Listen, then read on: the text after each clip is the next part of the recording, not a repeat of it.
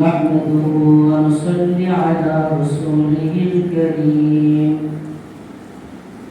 أما بعد فأعوذ بالله من الشيطان الرجيم بسم الله الرحمن الرحيم ووضع الكتاب فترى المجرمين مشفقين مما فيه ويقولون يا ويلتنا ما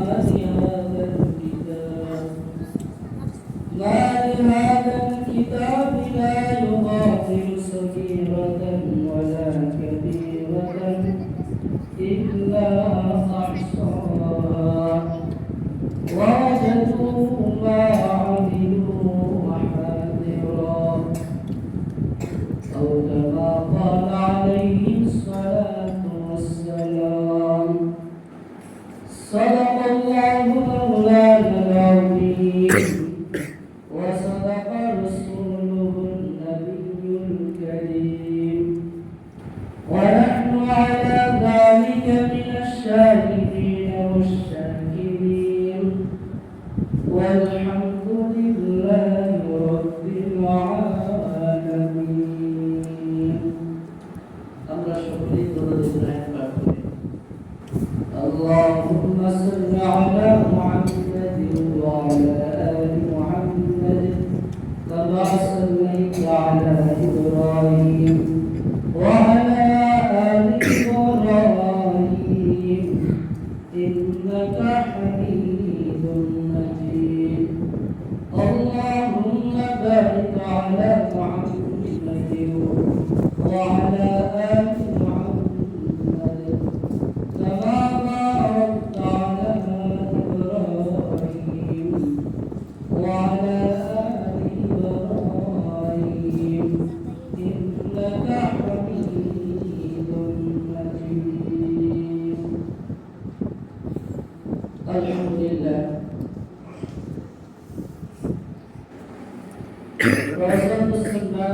ইসলামিয়া কওমিয়া মাদ্রাসার উদ্যোগে আজকের এই ইসলামী মাহফিলের প্রধান অতিথি বিশেষ অতিথি আমার সামনে উপবিষ্ট ধর্মপ্রাণ মুসলিম ভাইরা আল্লাহ রাব্বুল আলামিনের দরবারে অসংখ্য অগণিত শুকর ও সুজুদ যে রব্বে মালিক আমাদেরকে এরকম একটি জান্নাতের বাগানে ইসলামী মাহফিলে আসার বসার কিছু কথা বলার শোনার তৌফিক দান করেছেন এজন্য আমরা সকলে রব্বুল ইসলাম থেকে শুকর আদায় করি আলহামদুলিল্লাহ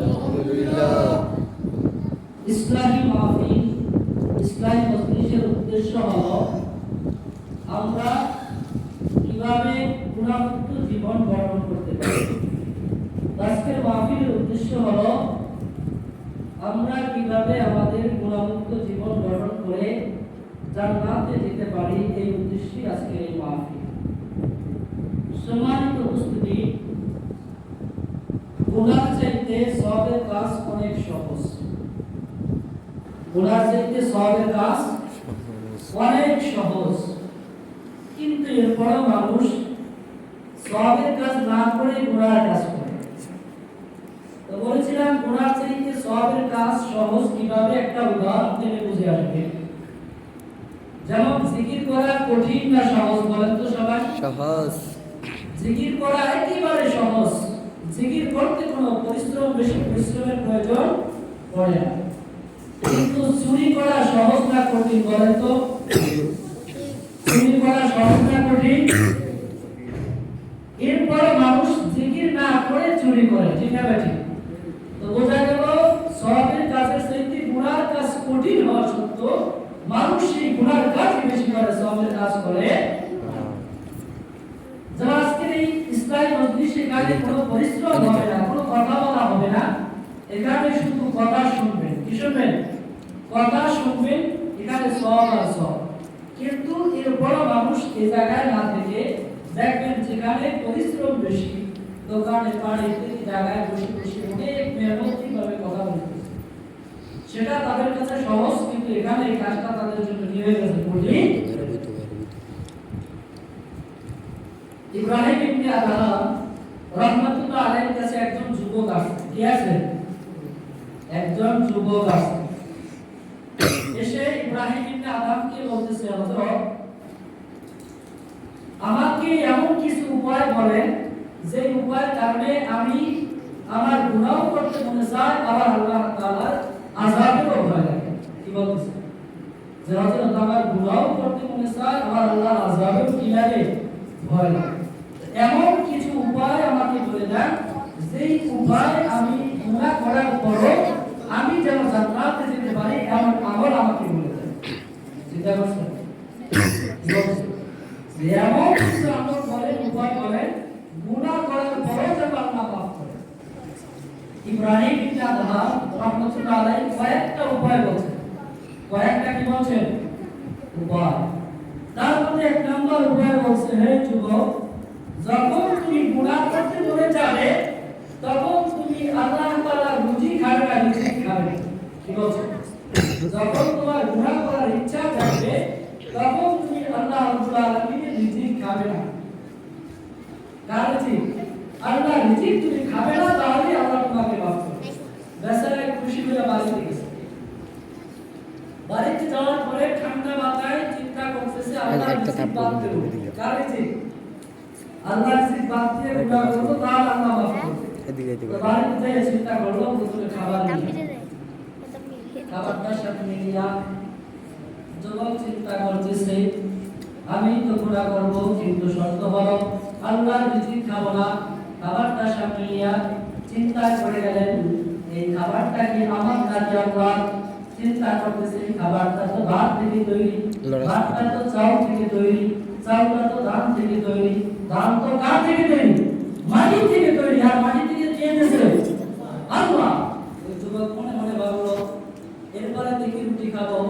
রুটির চিন্তা করে দেখে এই রুটি হলো আল্লাহর রিজিক। এরপরে পানি চিন্তা করলো, চিন্তা করে দেখে এই পানিও হলো আল্লাহর রিজিক। কার রিজিক? এভাবে চিন্তা করে আল্লাহ তাআলা রিজিক ছাড়া কোনো রিজিক আর দুনিয়ায় আছে নাকি? এই সবাই বলে আছে নাকি? ওই যুবকটা তো গিয়া ইব্রাহিম ইবনে আদহামের কাছে গেলেন, গিয়া বললেন, কি উপায় দিয়েছেন? আল্লাহর রিজিক কিভাবে বাদ দেব? আল্লাহর রিজিক বাদ দিলে তো আমি মারা যাবো। কারণ আল্লাহর রিজিক ছাড়া তো আর কোনো রিজিক এটা না, এই উপায় চলবে। আমি গুনাহ করব, কিন্তু এটা চলবে না। ইব্রাহিম ইবনে আদহাম বলেন, হে বান্দা, তুমি আল্লাহর দেওয়া রিজিক খেয়ে আল্লাহর নাফরমানি করবে কিভাবে? কি আল্লাহর দেওয়া রিজিক খেয়ে আল্লাহর নাফরমানি করা সম্ভব? এরপরে ইব্রাহিম ইবনে আদহাম কি বলেন, তার আরেকটা উপায় বলেন। এরপরে ইব্রাহিম ইবনে আদহাম আরেকটা উপায় বলেন। কি উপায়? ইব্রাহিম ইবনে আদহাম বলেন, হে যুবক, যখন তোমার গুনাহ করার ইচ্ছা জাগবে তখন তুমি আল্লাহর জমিনের বাইরে গিয়ে করবে। কার জমিনে? আল্লাহর জমিনের বাইরে গিয়ে। রাসূল খুশি আমার তারিখ দিয়েছে, অনেক কারণ তো গুনাহ করতে পারবে, আর আল্লাহ মাফ করবে। বাইরে গিয়ে চিন্তা করলো, গুনাহ করবে। চিন্তা করলো, এই বাংলাদেশের জমিদার আল্লাহ, এরপর আফগানিস্তানের জমিদার আল্লাহ, আফ্রিকার জমিদার, ইংল্যান্ডের জমিদার, আমেরিকার জমিদার, সব জমিন আল্লাহর। ওই যুবক চিন্তা করতেছে, আল্লাহর জমিনের বাইরে গিয়ে গুনাহ করব, কিন্তু আল্লাহর জমিনের বাইরে কি আল্লাহর জমিনের বাইরে কি কোনো জমিন আছে নাকি? ওই যুবক চিন্তা করতেছে, হযরত আমার সাথে মনে হয় একটু দুষ্কর্মী করতেছে। আল্লাহর জমিনের বাইরে আর জমিন কি হতে পারে? এটা হবে না, এটা গুনাহ করার সুযোগ পায় না। আল্লাহর জমিনের বাইরে যেতে পারে, যেখানে যায় সেই জমিন কার? আল্লাহর জমিন। এরপরে যুবক আবার ইব্রাহিম ইবনে আদহামের কাছে গেলেন, গিয়া বলেন, হযরত, প্রথমে একটা উপায় দিলেন আল্লাহর রুজি বাদ দিতে। আল্লাহর রুজি ছাড়া কোনো রুজি নাই। এরপর বললেন, আল্লাহর জমিন ছাড়া অন্য জমিনে গুনাহ করব, কিন্তু আল্লাহর জমিন ছাড়া কোনো জমিন খুঁজে পাই না। হে ইব্রাহিম ইবনে আদহাম, এখন আরেকটা আমার উপায় বলেন, আরেকটা আমার উপায় বলেন। ইব্রাহিম ইবনে আদহাম বললেন, ঠিক আছে স্যার, তিন নম্বর উপায় হলো, যখন তোমার গুনাহ করার ইচ্ছা থাকবে তখন তুমি আল্লাহর রুজি খাও, তো পারবে না বন্ধ করতে। আল্লাহ জমিনে থাকতে পারবে না, ঠিক আছে। যখন তুমি গুনাহ করার ইচ্ছা থাকবে তখন তুমি এমন জায়গায় গিয়ে করবে যেই জায়গায় যেন মালিক তোমাকে না। এবার সারা যুবক চিন্তা না করে আবার বাড়িতে গেল। যাওয়ার পরে মনে মনে খুশি, গুনাহ করতে পারবে, কিন্তু গুনাহ করার যখন ইচ্ছা থাকছে তখন ঘরের মধ্যে বসে চিন্তা করতেছে, আমি যদি জায়গায় গুনাহ করি কে দেখবে? আল্লাহ। আমি যদি টয়লেটে গুনাহ করি কে দেখবে? যেখানে যাই সেখানে আল্লাহ। ওই যুবক বলতেছে না হুজুরে, এখানে তো গুনাহ করা কি না সম্ভব না, আল্লাহ তাআলার দৃষ্টির অগোচরে গুনাহ করা অসম্ভব, যেখানে যায় সেখানে কে দেখে? যুবক আবার দৌড় দিয়ে গেছে ইব্রাহিম ইবনে আদমের কাছে, যে হযরত আপনি তিনটা বলছেন, তিনটা সম্ভব, এখন আরেকটা বলেন। ইব্রাহিম ইবনে আদম বলেন, 3-4 নম্বর উপায় হলো, যখন তোমার গুনাহ করার ইচ্ছা থাকবে, সাপ দেখবে, তখন তুমি গুনাহ করবে এটা চিন্তা করে যে যখন মালাকুল মউত তোমার সামনে আসবে তখন তুমি মালাকুল মউতের কাছে সময় চাবে, এক ঘন্টা সময় চাইয়া নিজের গুনাহ মাফ করাবে, বলবেন না? তো যুবক বলতেছে, হযরত মালাকুল মউত তো শুনছি কাউকে কি দেয় না সময়, তা আমি কিভাবে তার কাছে সময় চাবো? আমার সময় চাওয়ার কি কোনো টাইম পাবো না? ইব্রাহিম দাদা কি বলে যুবক, হযরত অসম্ভব, কারণ আজরাইল মালাকুল মউত কাউকে 1 সেকেন্ড সময়, ওটা নবীকে সময় দেয় না, সেটা আমি তো দূরের কথা, অতএব এই উপায় চলবে না। আরেকটা উপায় বলে, এবার 5 নম্বর উপায় বলেন, কয় নাম্বার? 5 নম্বর উপায় বলছেন ইব্রাহিম ইবনে আদম বলেন, হে যুবক, যখন তোমার গুনাহ সাপ থাকবে, গুনাহের ইচ্ছা থাকবে, তখন তুমি গুনাহ করবে, কিন্তু কিয়ামতের ময়দানে যখন তোমাকে আজ ফেরেশতারা ধাক্কাইয়া জাহান্নামে নিবে, তখন তুমি শক্ত করে দাঁড়ায় থাকবা, জাহান্নামে যাইতে চাইবা না। যুবক বলতেছে, হযরত আজরাইলের যে শক্তি, তার শক্তির কাছে আমার শক্তি কি না কিছুই। তো কিয়ামতের ময়দানে জাহান্নামে যখন আমাকে ফেলাবে, আমি শক্তি দিয়ে কিভাবে দাঁড়াবো?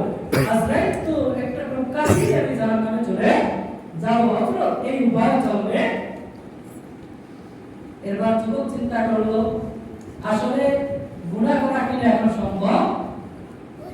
যুবক মনে করে ভাবলো, আল্লাহর দেওয়া রিজিক খেয়ে আল্লাহর জমিনে থেকে আল্লাহর অবসরে আল্লাহ তাআলাকে বাদ দিয়া কোনোভাবে গুনাহ করা সম্ভব না। যুবক বললেন যে না, গুনাহ করবো আল্লাহ ক্ষমা করবে, এটা সম্ভব না, অতএব আজকে থেকে আমি তওবা করলাম, আর জীবনে আমি গুনাহ করবো। আজকের এই স্টাডি উদ্দেশ্য হলো গুনাহমুক্ত জীবন গঠন করা। গুনাহমুক্ত জীবন গঠনের জন্য 1 নম্বর শর্ত হলো অহংকার মুক্ত জীবন গঠন করা। কি করা? অহংকার মুক্ত জীবন গঠন করা। যার কাছে চুল পরিমাণ অহংকার থাকে সেই ধ্বংস হয়ে যাবে। চুল পরিমাণ অহংকার যদি কারণ করে, শয়তান কিন্তু কম করে আল্লাহ বলেছিল না, অনেক বড় আল্লাহ বলেছিল। 7 আসমানে 7,000 বছর ইবাদত করেছে, এরপরও শুধু অহংকারের কারণে শয়তানের নামটা, ইবলীসের নামটা শয়তানের খাতায় আল্লাহ লিখে রাখছে। তো বোঝা গেল, অহংকার যতদিন থাকবে ততদিন গুনাহমুক্ত জীবন গঠন করা সম্ভব হবে না। এজন্য অহংকার মুক্ত জীবন গঠন করতে হবে। 2 নম্বর হলো গুনাহমুক্ত জীবন গঠন করার 2 নম্বর উপায় হলো, যদি কেউ গুনাহমুক্ত জীবন গঠন করতে চান তাহলে বেশি বেশি কোরআনুল কারীমের তেলাওয়াত করতে হবে।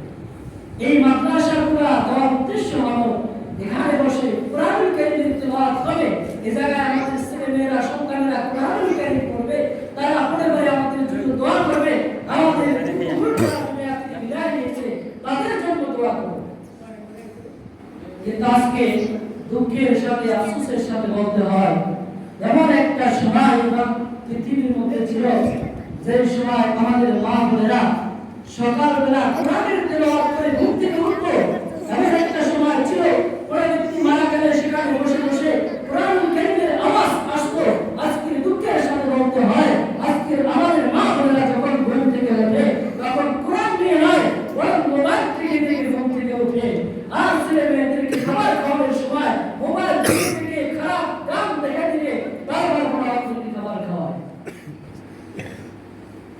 মানুষ মারা গেলে কোরআন পড়ার কোনো লোক খুঁজে পাওয়া যায় না, মা বোনেরা কান্নাকাটি করে, কিন্তু কোরআনুল কারীমের তেলাওয়াত হয় আগে আমরা দেখতাম বাবুরা কোরআন পড়তো, কোনো অসুস্থ হয়ে গেলে বাস কোরআন নিয়ে বসতো। আবার সকালবেলা ঘুম থেকে উঠতে উঠতে শুনতাম কোরআনের কোনো আওয়াজ আসতো, কিন্তু এখন মোবাইলের আওয়াজ আসে, মোবাইলে গানের আওয়াজ আসে। আমাদের সন্তানদেরকে গান শিক্ষা দিতেছে, কারণ স্বামীর বাপ স্ত্রী না, স্বামীর কথা স্ত্রী শোনে না।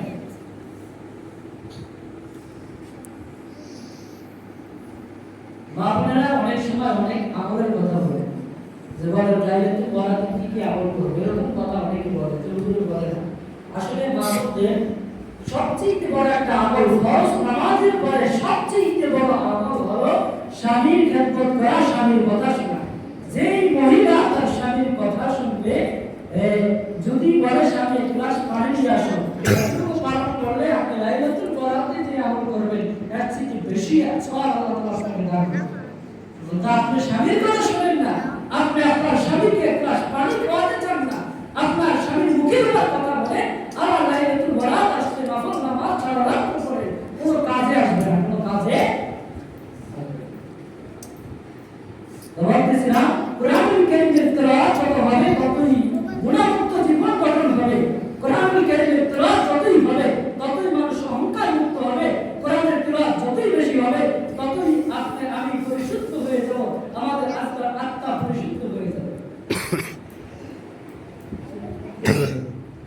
এজন্য নিজের যতটুকু সম্ভব যারা কোরআন পড়তে পারে কোরআন পড়ে, যারা পারে না, যারা কোরআনের তেলাওয়াত পারে না তাদেরকে কোরআন কারীমের শিক্ষা দেওয়া, বিশেষ করে আমাদের ছেলে সন্তান যারা এখন হইতেছে, এখন যারা আমাদের ছেলে সন্তান আছে এদেরকে সবচেয়ে বড় শিক্ষা হলো কোরআন কারীমের শিক্ষা দেওয়া। এদেরকে কোরআন কারীমের শিক্ষা কিভাবে দেওয়া যায় এই ফিকির করা।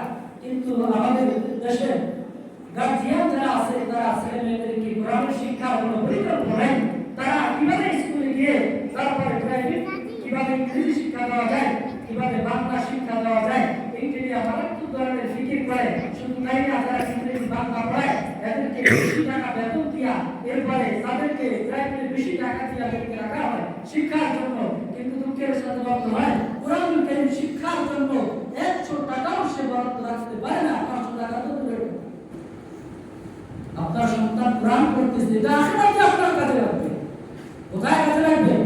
আখিরাতে কাজে লাগবে। তাও আপনি আপনার কোরআন ছেলের কোরআনের উপলক্ষে 10 টাকা হাতে দিবেন, ওস্তাদকে 10 টাকা হাদিয়া দিবেন, আবার দান করবেন। কত যে আপনার মাথায় চিন্তা থাকে, 100 টাকা না জানে জ্বরে গেছে, ঠিক না বেঠিক? দিনের কাছে যেটা দেবেন ওইটাই থাকবে, দুনিয়ার টাকা থাকবে না। দিনের কাছে 100 দেবেন, 100 টাকা বেশি দেওয়ার চেষ্টা করবেন। কোরআন কারীমের মধ্যে বেশি খরচ করার চেষ্টা করবেন, পাবেন ইনশাআল্লাহ।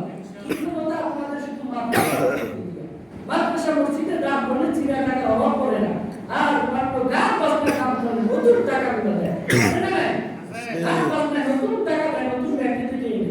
আর মসজিদে দাম বললে একেবারে কষ্টি পেরে 6-7টা তালি দিয়ে এটারে মসজিদের মধ্যে দিয়ে আসে গুণ করে এবার আসলে রাতে না হয়তো বাক্সের মধ্যে কেউ তো দেখে না।